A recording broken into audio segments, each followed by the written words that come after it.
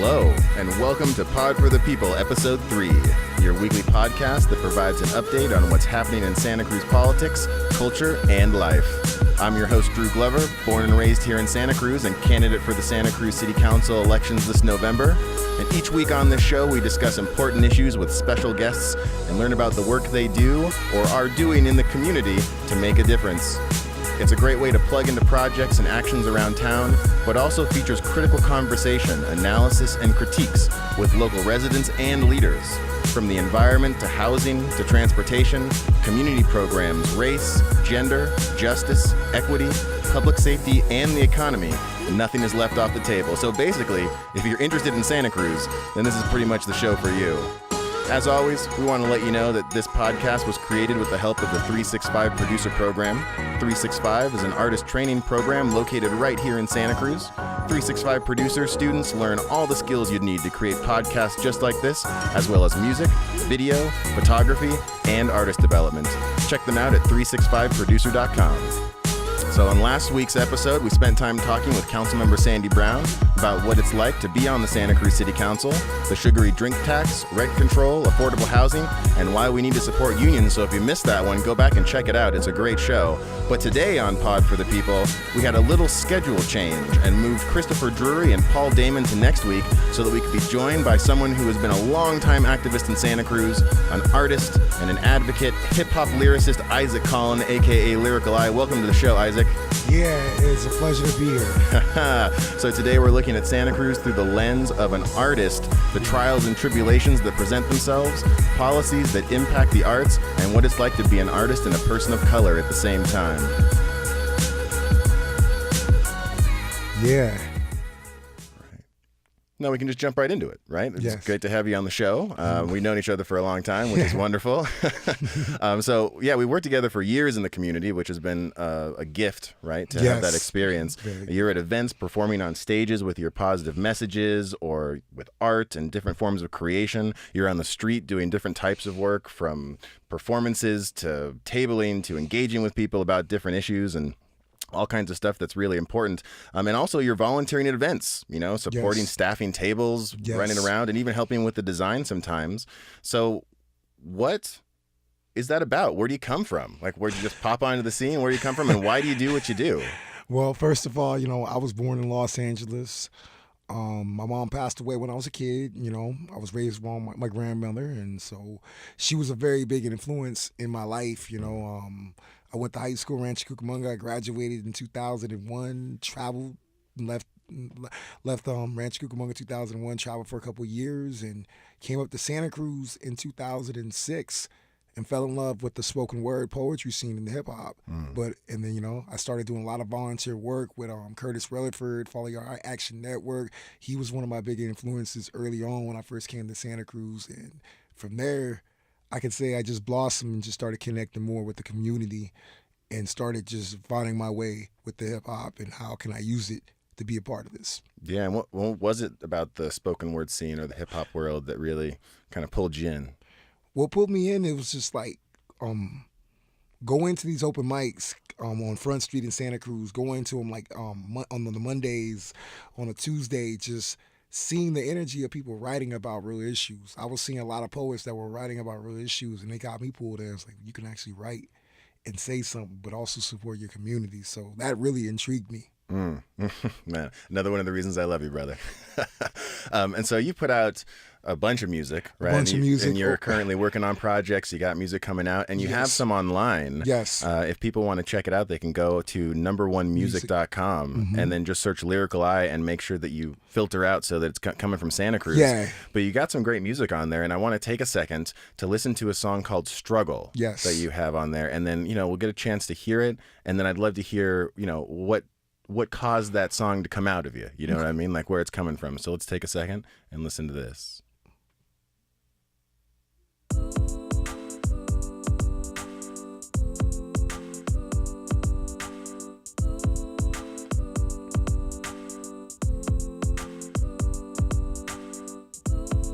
We're trying to make it through the struggle and find the pieces to the puzzle. So we push and pull like a muscle. Try to change it on the double. We're trying to make it through the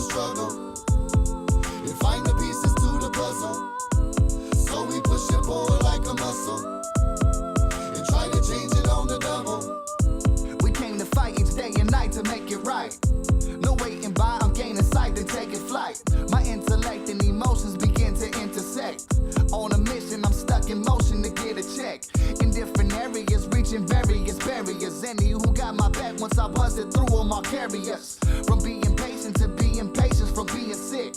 I gotta face it to make it, I know the fee is thick. I count my blessings, but at the same time I'm counting down. They only there when it's good, when it's bad they doubting now. From having nothing to making something, the puzzle pieces. But makes no difference if it don't fit with what struggle reaches. Since I was younger, I heard them say struggle makes you stronger. Others make it, but for you wonder why it's taking longer. We let them know our story and get on our feet regardless. It's part of being an artist, these thoughts are reaching the farthest.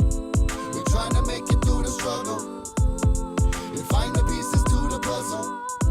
So we push it forward like a muscle and try to change it on the double.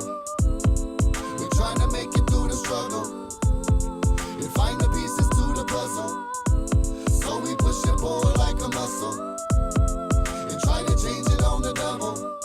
Every day them just to make a change my environment. When my emotions took a hold of me, down the road of pain I struggle, hold on to a name. Late nights and sleeping in my car, reaching for these dreams. I survived in everything when I was falling, stand tall through all the business. To make it in the stress that took a hold of me. Fed to creativity, to give into humanity. Needed me to speak for lost souls that are holding on to little what they haven't left. Empty at the bottom, pull yourselves back up to see the light out of darkness of the heartless. Didn't want us to succeed, kept on feeding us greed, but never planting seeds for our future to grow. We let them know these words are healing tools to see the hope in the music. Carry on the stories of light, and through the ups and downs we stay sharp as night till the fight and unite. And this world is getting harder to survive and thrive.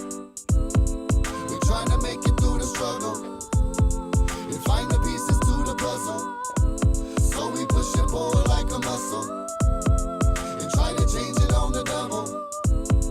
We're trying to make it through the struggle and find the pieces to the puzzle.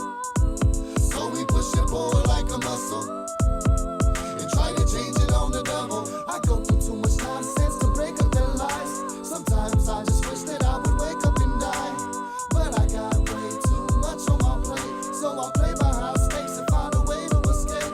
I go through too much nonsense to break up their lives.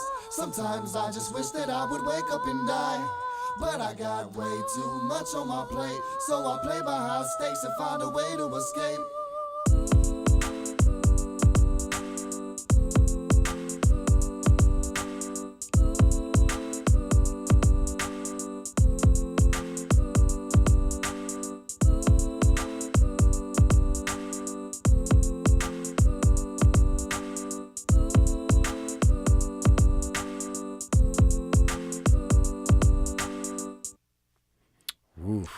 Yeah. That was epic, brother, man. Yeah. Oh man, so many powerful words in that piece. Yes. Who was on that track with you? My man Unanimous, he made the beat. He wrote the hook, and like we were sitting this track, I think for like almost 2 years, and it had to be done. So like, shout out to him for like writing it, like, you know, writing that hook and just like having me on it, because he had it and it was like, dude, I got something. I was like, I got something for this. Like, yeah, then that hook, struggle makes you stronger. Yeah.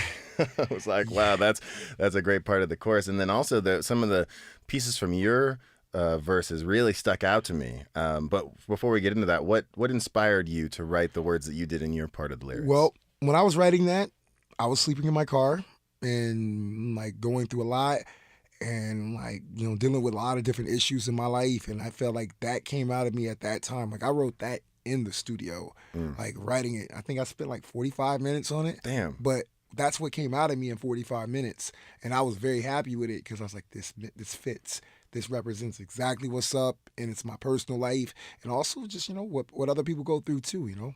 Yeah, especially, you know, the term "speak for lost souls." Yeah, that really stuck out to me right there. So, can you talk a little bit about that line? Speak for lost souls. When that line came, like to me, like I felt like there's a lot of souls out there that are lost, and no one's speaking for them. So when I said that, speak for lost souls that are empty at the bottom, pull yourselves back up. You know, there was a time like, you know, no one was hearing people, like especially like souls that are out there. No one was hearing us, like no one was hearing me, you know. So when that line came up, it was just for all those people that their voices are not heard in this struggle, they're heard. And especially in hip hop and the representation of, we're both people of color. So being able to amplify that voice and share that perspective of things that are the very real things that are being dealt with in life, both from people from all around, but especially artists that are trying to make a difference. The other line that really stuck out to me was harder to survive than thrive. Like that's a great kind of vision in my head just when I heard that, because it's this idea, we want to be able to thrive, right? But we're so busy trying to just make it by and survive that we can't even get the energy or the focus or the time to be our best selves. And that's what we talk about. I work at the Resource Center for Nonviolence, which because you work with me there on a bunch of different projects. And Dr. King was all about, building the beloved community and this idea of creating a space in a society where we can provide the support that's necessary, and the institutions are providing the support that's necessary so we can be lifted up to reach that maximum potential instead of being held down by all these things that make us struggle. Mm-hmm. It's I love that song. Yeah, no, I love it too. That's like, I'm very happy with that song. Like, I made a lot of music, but it just represents that time. You can listen to that song anytime, and those lines represent what you're going through. And there will be a link to the song in the comment section of the podcast, so people will be able to check that out and learn more about it.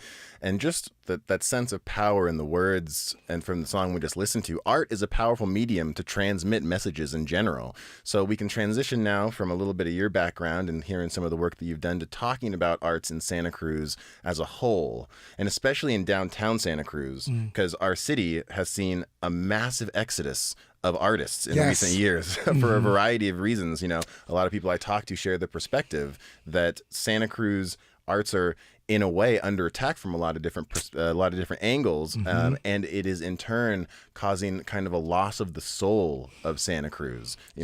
Policies when limiting the ability of people to be on the street for certain amounts of time to perform, to the issues of housing, and even the availability of artist space for people to be able to create. So, what is your perspective on the arts in Santa Cruz as an artist, someone who's doing the work? Okay, well, for being here for over 12 years. I've seen the city council, just the art community get dwindled. Like people not able to perform on the streets, or not even able to have accurate housing because the housing market is crazy. The rent is crazy. So it's hard for artists to even push his art because he's thinking about how he's going to survive. You know what I'm saying? So when it has to do with downtown, like the laws, they've changed a lot of laws. They make you perform in these boxes. They'll make you move every hour. They don't make me move every hour, but they have these laws that make you move every hour. And you used to not be able to have amplification, but now you can have amplification, not have a permit, which is cool right now. You know why? Because there's a preacher that actually stuck up, which is great, because I think it's great that someone fought for that. Yeah, the situation around it's really controversial, right? Because he's standing on the side of the street telling everyone they're going to hell and they need to repent. But it opened up the doors for this conversation about free speech and amplified sound in downtown Santa Cruz. Exactly, which is great. I'm really happy with it because I can go perform down there and actually make a good impact in the community in the daytime, and people can actually see it and hear it, and which I think is great, because for all the years I've been out there performing, you can never, ever have a PA system out there and perform without have to deal with people with the permits and the tickets, which I think is crazy, because you drive the artists out when they can't do the art the right way. And Santa Cruz was built on that. Like a lot of elders that I walk and play music and see, like they built their careers off performing on the street. That was their livelihood. They go out perform downtown. They go perform at the wharf. They go perform where the tourists come in to see something different. Well, it's hopefully we can figure out a way to bring that back, right? Make it so that we can solve some of these problems. Well, yeah. So you touched on a couple things, but downtown, like, what is your favorite thing about performing downtown Santa Cruz, and what is your least favorite thing about performing in downtown Santa Cruz? Well, for me, when I came to Santa Cruz, if it wasn't for performing downtown, I don't even know if I'll still be here. I'll still be here, but the downtown performance scene gave me something. Because I had no money. I was able to eat better performing and just sharpen my skills as an artist. Doing hip hop with no profanity. Like a lot of people, like they never really heard of hip hop until they saw guys like me out there that are performing on the streets and giving a message. So it taught me a lot of stage performance. It taught me consistency, you know what I'm saying? And what I don't like, I have to say, it's just the different laws that they have. You know, the laws, you know, they made, you know, you can't perform this place, you know, you got to perform in the right places, which is good because I know the spots I can perform in, which I'm happy with.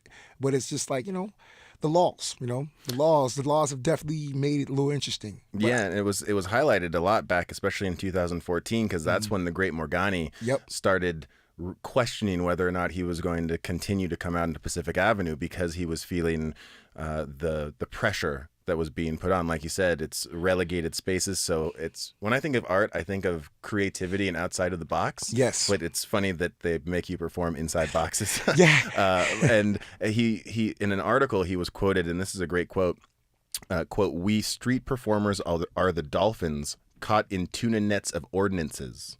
They want to cleanse the element, and us dolphins are still caught in it."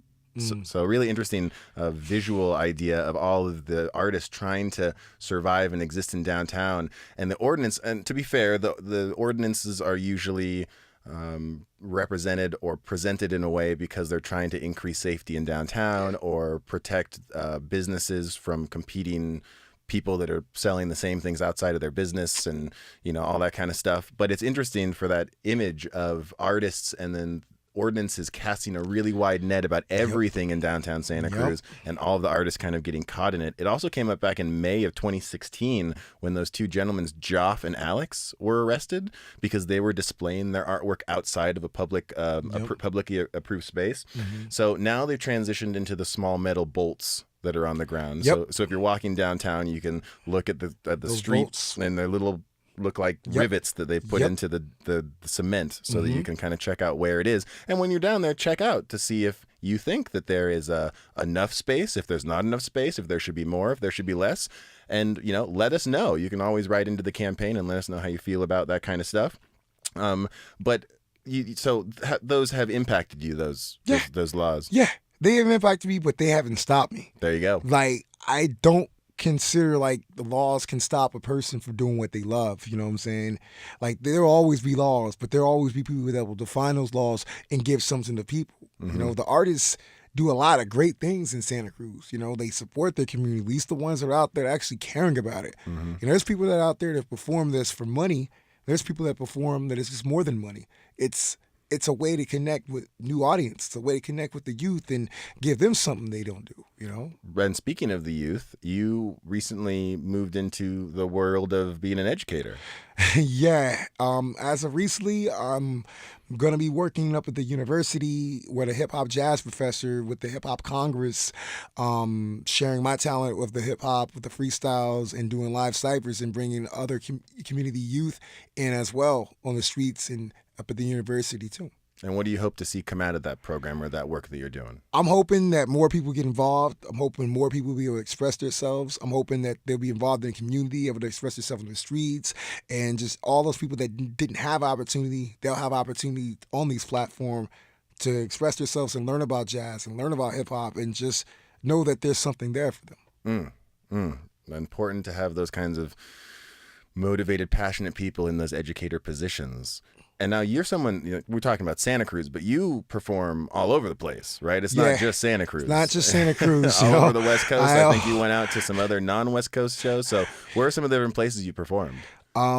Especially on the street too. Oh, okay. Well, I do a lot of performances in San Francisco at RLTC. It's Boom Boom Room. They do a live band every Sunday, and then I do live performance outside of it. I run my own organization called Underground Cyphermatic, which is I put on live ciphers out in Hippie Hill, out in the beaches, and then I go out to LA and do some shows out there in Venice Beach as well. And yeah, I pretty much just been doing the West Coast. I am going to get ready for the East Coast in September with Shalom Clothing to go out there and do more work. So I've been pretty much just doing the West and just staying, you know, in my home state and just doing the work here. That's exciting. And so of all of those places that you performed, especially when you're out on the street, what's your favorite place that you've been to perform?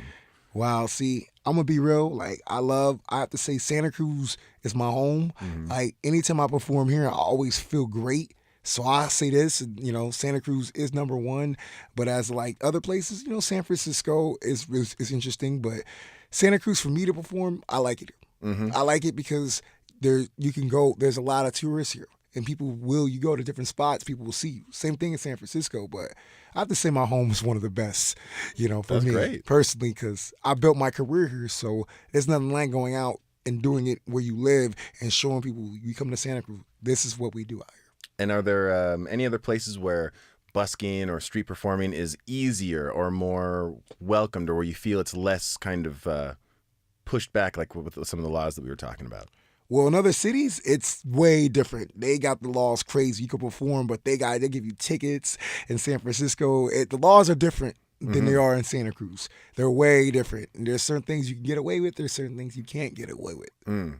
So how does it compare to the performing in Santa Cruz now, just because of all the stuff we were talking about the spaces and the time limits and all that kind of stuff, compared to other cities? Well, in other cities, they don't have no boxes. You can go out there and perform anywhere. The only thing you're dealing with is maybe cops or maybe some people. Like, I haven't performed too much out in the streets there, but I do it in the parks because there's venues. There's a lot of venues there. Right.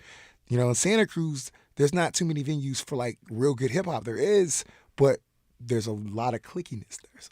And you're talking about the parks in San Francisco. That's yeah. another thing that Santa Cruz could use some more of, is some awesome parks for people to be able to rock out some artwork in. Well, but, we got some great places like San Lorenzo Park. Got Loud Nelson Park too, which is a great park. I'm saying I'm going to be working on like trying to bring some ciphers there to the park, because I think it's a great place. It's a piece of a landmark history there. It is, yeah. And it's funny. I have made the mental decision to only call it London Nelson from now on. I'll forever only call it London Nelson. We're going to do a show eventually about the history of London Nelson so that we can talk about it and get people engaged. But you used to live...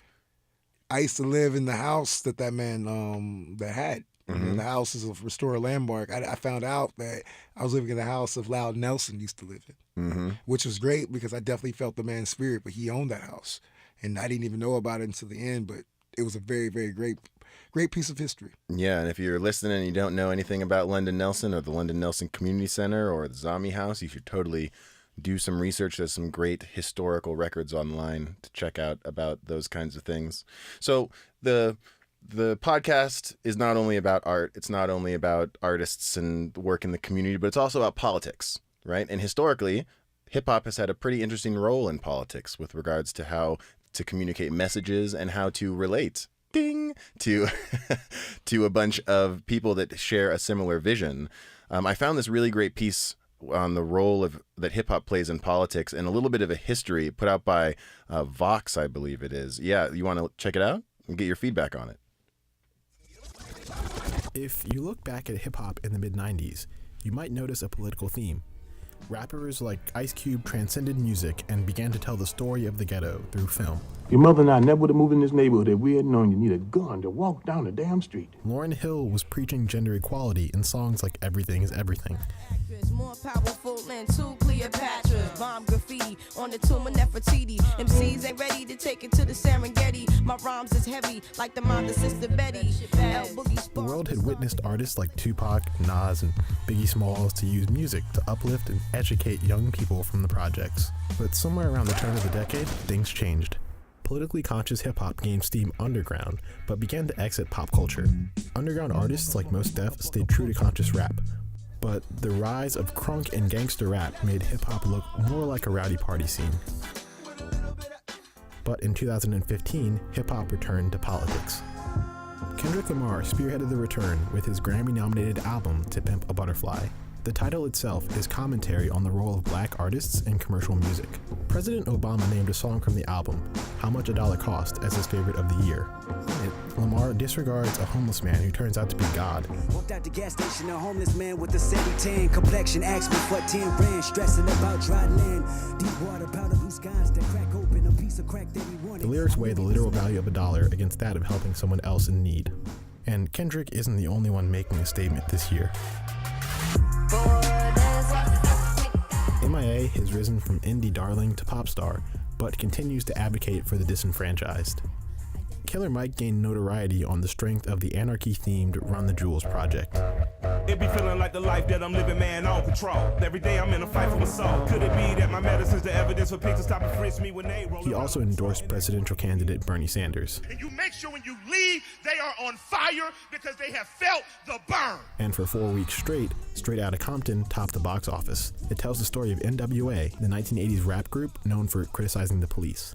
But the forefathers of hip-hop have always been socio-political. They were influenced by the protest music that came before theirs. So why is now different? Over the past couple of years, several cases of police brutality against unarmed black people have drawn the nation's attention.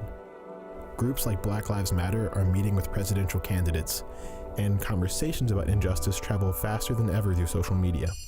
If you look at this chart of public opinion on whether racism is a big problem, you see it was pretty high in 1995. By 2009, when Obama took office, it had dropped to 26%, but it has since spiked back up to 50%. Since 2013, the number of Americans saying racial relations are good has dropped by 15 percentage points among blacks and 27 points among whites. Public awareness has clearly shifted, and in many ways, the success of political hip-hop reflects that change.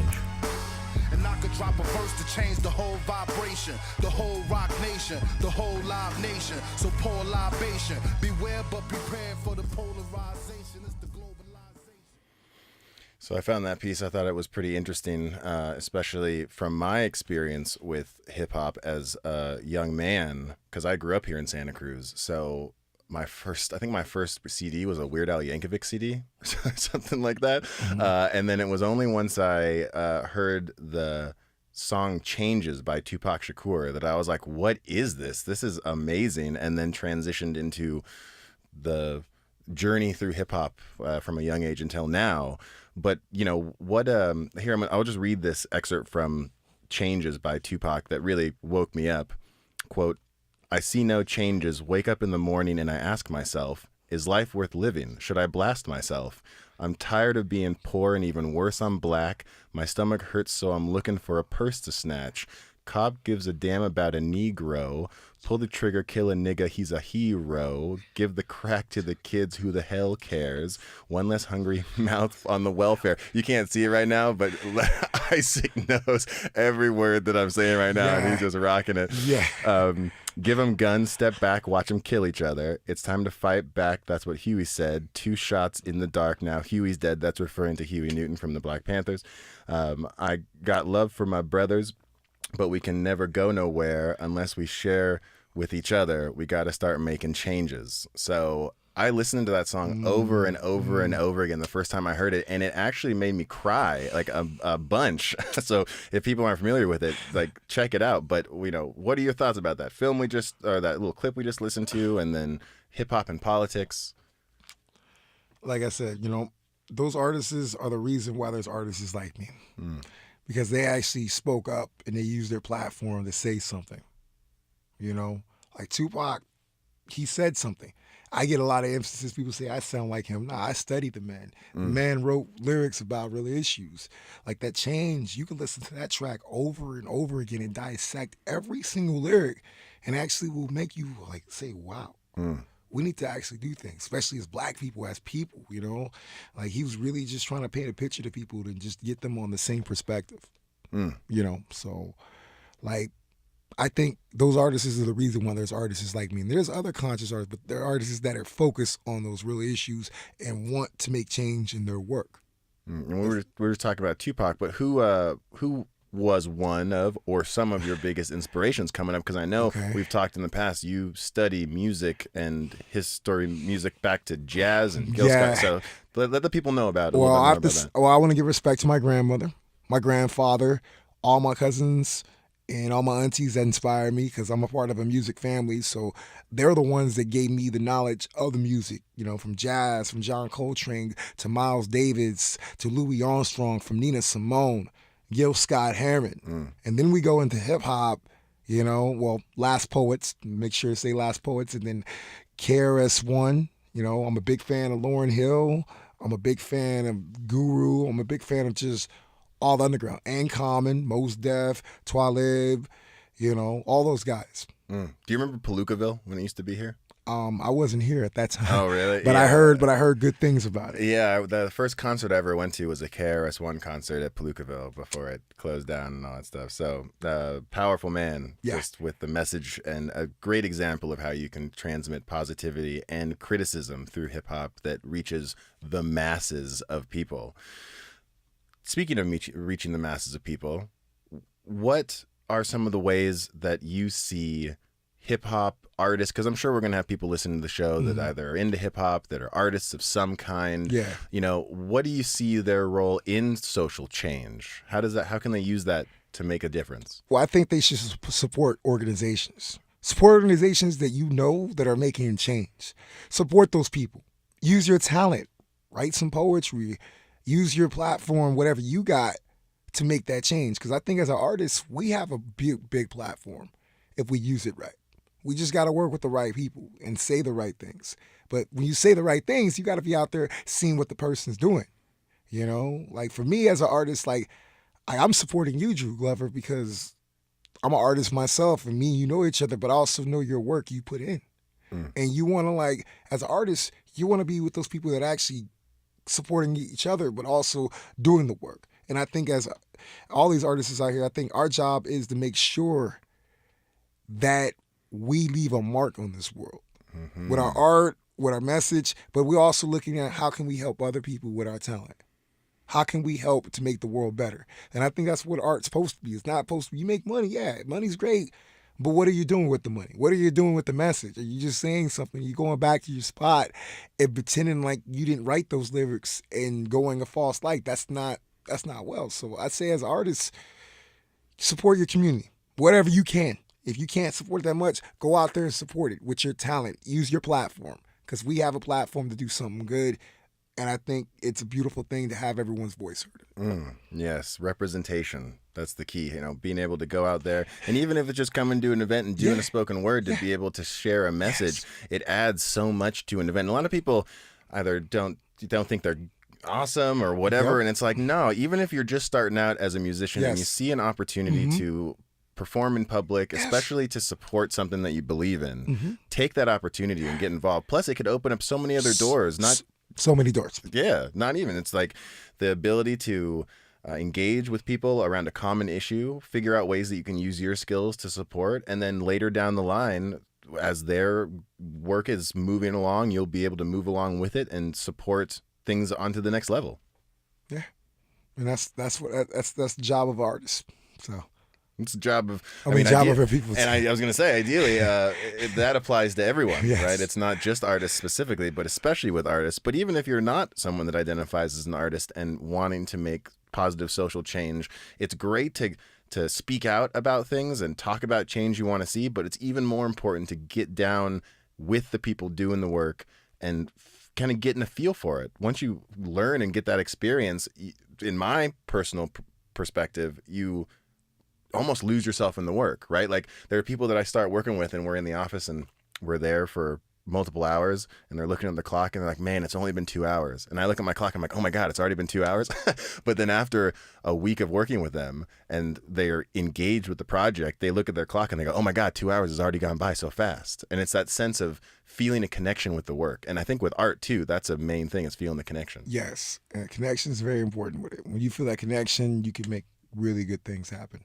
And you'd mentioned your family with your grandma and your grandpa. And how long were you around them in your life? I was around them for a while. Like when my mom passed away when I was 8 years old, I was always around my aunties. You know, shout out to my auntie Goldie. She just had a birthday recently, you know what I'm saying? She just turned like 55. So shout out to her. And like, you know what I'm saying? My grandmother was like I was around my grandmother for a long time, like from 8 years old until I was about like 18. Me and my grandma was very, very close. She ain't alive no more. Rest in peace to her. And you know, she was, like I said, she was my backbone. Her and my grandfather were my backbone and my family that kept me where I'm at.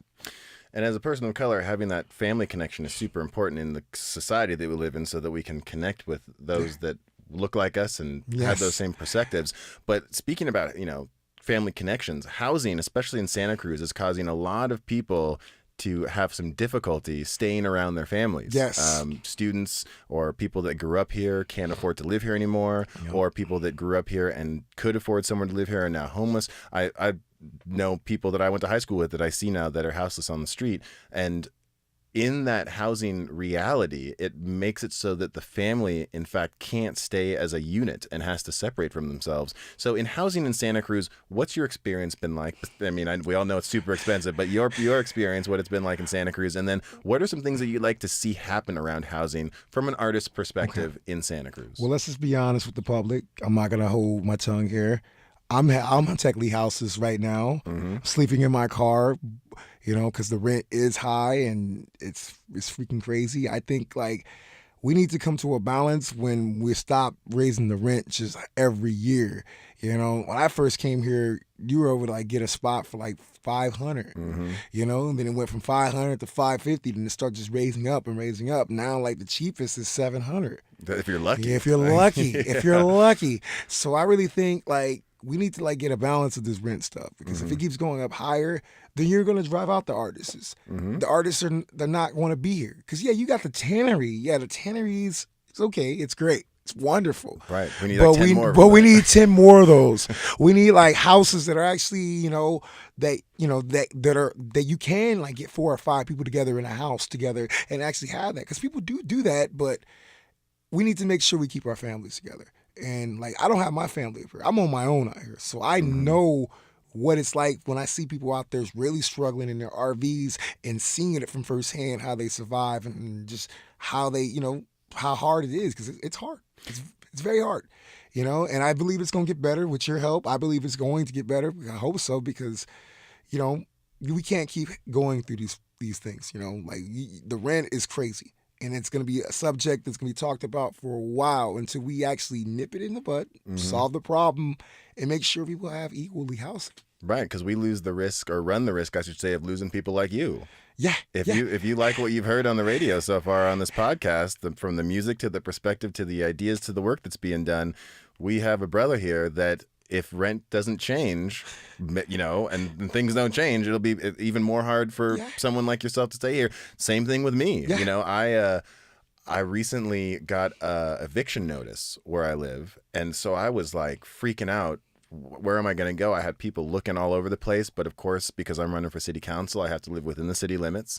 Of course, I have a small dog who is like a cat, but when they hear the word dog, it's like, nope, no dogs whatsoever.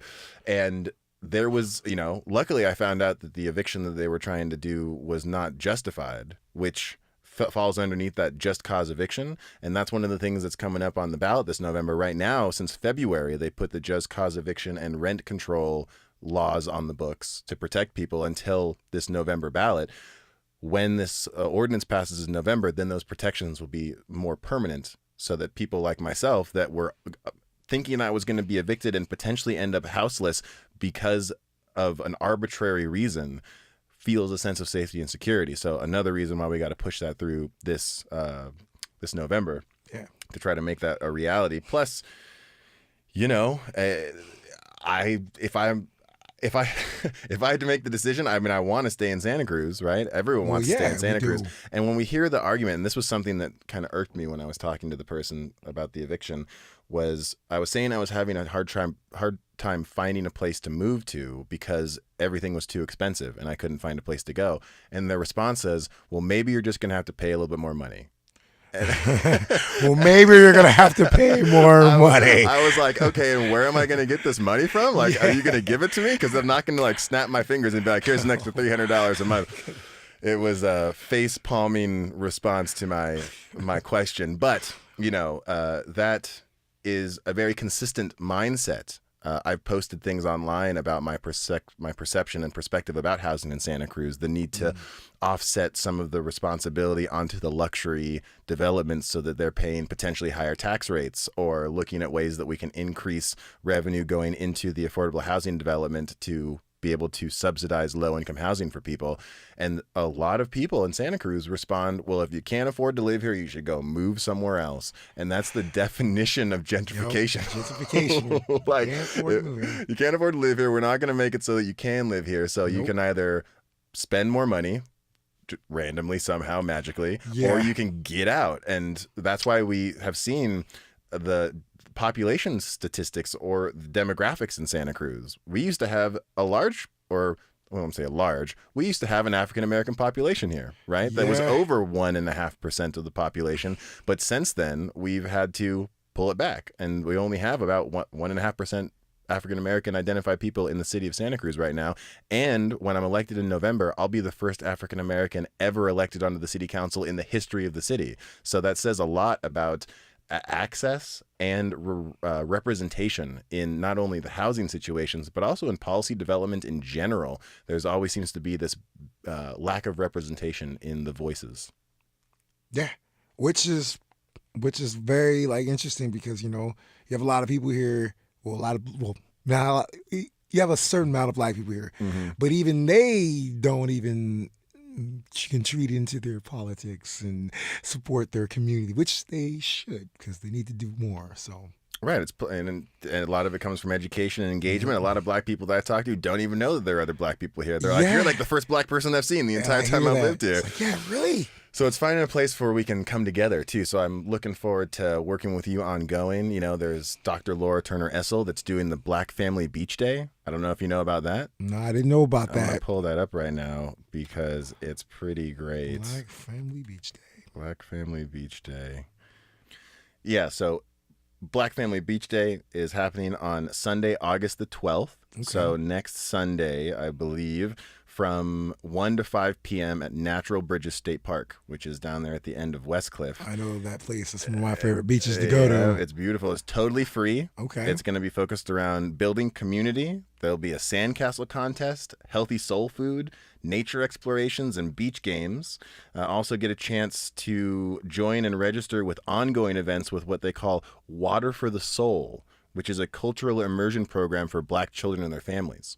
So that's really great. Also, if you're looking to connect with other black people in the community, you can contact Nubra Floyd at the Second Saturday Network, which is great. They work on black cultural activities around the community. And then even some of the local churches around here. There's the Progressive Church on Center Street, where it's a black congregation, as well as a lot of great other places around town for people to check in.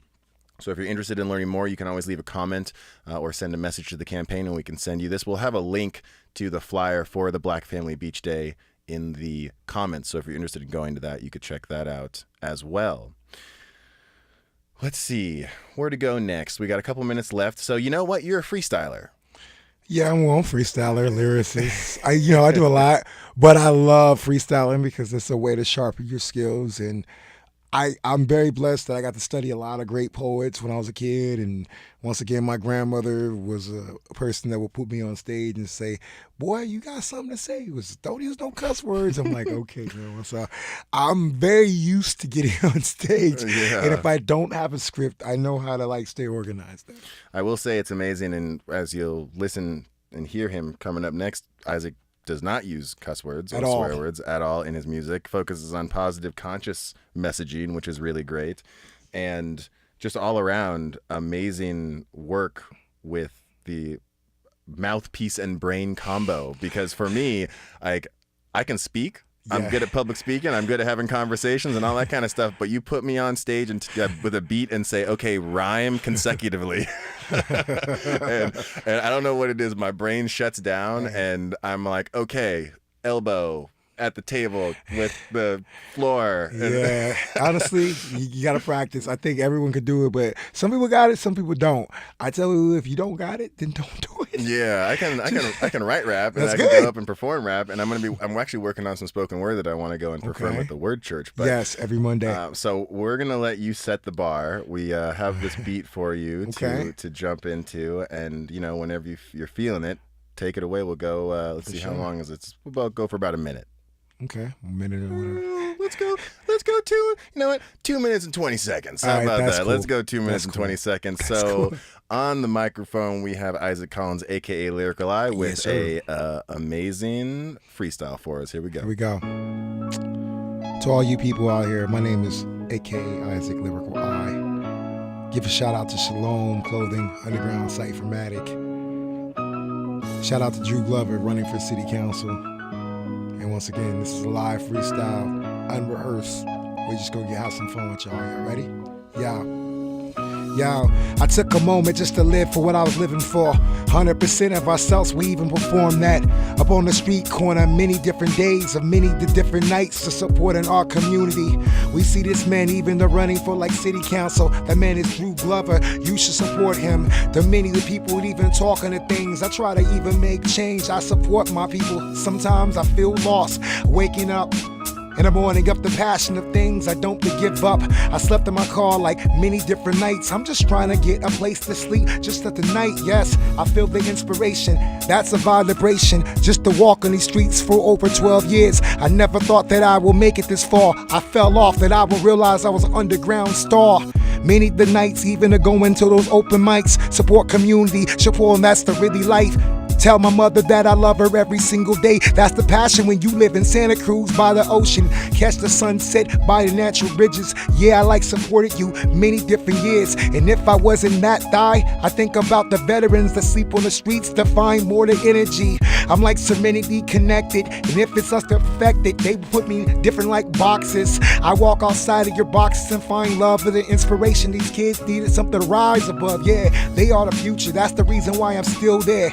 On the streets, even the rockin' on Pacific. I was out there yesterday with a boombox that I spent like over $500 so I can rockin' it. For all those years, all those dedication, that was the motivation that brought me just in the even vibe. I want Drew Glover to get on city council so we can change things up to be more of that, be more culture, more diversity, more supporting your community, longevity. And if you feel my spirit right now, I just freestyle naturally. Thank you for listening. Oh, what? You didn't even see it. You did. Oh my God, that was amazing. First of all, and you ended right when the beat stopped. Like that was, you couldn't see the ticker. You had no idea when the time was going to stop. Mad props, brother man. Thank you. Mad props. So it's amazing to have the support of someone like you in general, you know, having you come to events, added me into your freestyles, writing spoken words about me. I just can't tell you how much it means. Yeah, well, don't worry. The project's coming. I'm going to be doing something with you soon. You know, I'm working on it. I'm spending my time, but it's definitely coming soon. So, you know. And what is it that makes you stoked on supporting me? I'm stoked on supporting you because you supported me through all the years. You've always had my back when I needed it, which I appreciate. I'm supporting you because I see the drive in you, man. I see the drive that you actually care about your community and actually want to make something doing. I'm supporting you because you were born here. I wasn't born here. I was born in L.A. The fact that you were born here as a black man in this town trying to do something great, that's why I'm supporting you. I'm supporting you because we need a change in Santa Cruz. We need a change because we need to see more diversity. We need to see our community actually being about what they say instead of saying they're about it and not about it. I'm supporting you because I think you can, you know, make a big impact in this community. A lot of elders have tried, and I think it's time for the youth to have the time. So that's why I'm supporting. I could go on and on, but I'm supporting you because I know in my heart, in my gut, that you are going to do what you're going to be doing, and you are going to be making the impact because the work you already done already speaks for itself. It's just by having the resources and having a voice at the table. Much love to you, brother. So much love to you, man. Damn, I can't tell you how much that means coming from someone like you. That brings us. Thank you so much for being on the show, first of all. Thank you, man. It's been a pleasure. First time being on a podcast, so thank you. A pleasure to have you here. We'll hopefully have you come back again because this podcast is going to continue after I get elected moving forward. So we'll be able to continually do updates about what's happening, upcoming music things people need to be aware of, changes that people are going to need to be focusing on, and just kind of a general sense of consciousness that we want to be able to bring to Santa Cruz. Well, that brings us to the end of episode 3 of Pod for the People. Mad props and thank you to Isaac Collins, a.k.a. Lyrical I, for joining us. Thank you. It's a pleasure to be here. It's great to learn about all the different work he's been doing, the realities of artists in Santa Cruz, the reality of housing in Santa Cruz, things that we need to change, things that we like, right? Santa Cruz is still your favorite place to perform, which is really good to know about. Again, my name is Drew Glover, running for City Council this November in Santa Cruz. Next week on the show, we're going to have Christopher Drury, And Paul Damon, Christopher Drury, is a progressive pastor here in Santa Cruz, talking about interfaith, religion, love, unity, and coming together to make some positive change happen. Paul Damon is a Navy veteran, going to share his experience in being a veteran here in Santa Cruz, talking about his music and ways that we can make an impact with each other through holistic means. Tune in every week for updates about political stuff, conversations with movers and shakers in Santa Cruz, leaders, artists, and all kinds of everything in between. Thanks for joining us on Pod to the People, and we'll catch you next week.